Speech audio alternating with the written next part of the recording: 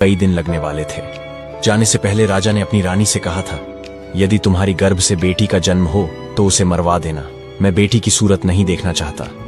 यह सब कहकर राजा चला गया था, लेकिन इसी दौरान रानी ने एक पुत्री को जन्म दिया। इस बात का डर वही हो गया। बेटी को देखकर रानी घबराई, सोचने लगी कि राजा के आदेश के अनुसार बेटी की हत्या करनी पड़ेगी। ये निंदनीय काम मैं कैसे करूंगी? मैं एक माँ हूँ और मेरे लिए जितना मेरा पुत्र प्यारा है उतनी ही बेटी प्यारी है।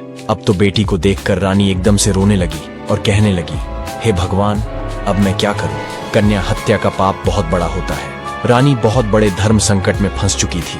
रानी को रोते हुए देखकर उनकी जो दासी थी वह उनके पास आई और पूछने लगी, महारानी जी, घर में पुत्री हुई है, ये तो बड़े ही सौभाग्य की बात है, पर आप तो बैठी रो रही हैं, इसका क्या कारण है? क्या कोई अनहोनी हो गई? रानी बोली, हे दासी, वास्तव में जो नहीं होना चाहिए था वही तो हो गया। तब रानी ने दासी को पूरी बात बता दी कि हमारे महाराज ने इस कन्या को मारने का आदेश दिया है। अब आप ही बताइए कि मैं इस मासूम बच्ची की जान कैसे ले सकती हूँ।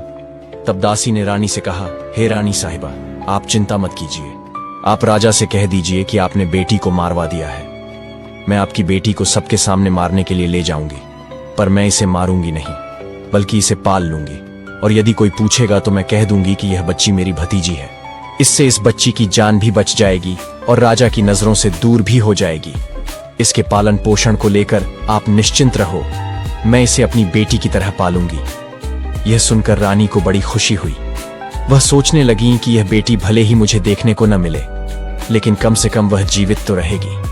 तब रानी ने बड़े उदास मन से कुछ धन आभूषण अपनी पुत्री के पालन पोषण के वास्ते उस दासी को दे दिए, और दासी से रानी ने कहा, हे दासी, मैं आपका यह एहसान जिंदगी भर कभी नहीं भूलूंगी। जब तुम्हारे लिए धन की जरूरत पड़ेगी तो मैं तुम्हें इससे भी अधिक दौलत दूंगी, लेकिन मेरी पुत्री का यह सच कभी खुलने मत देना।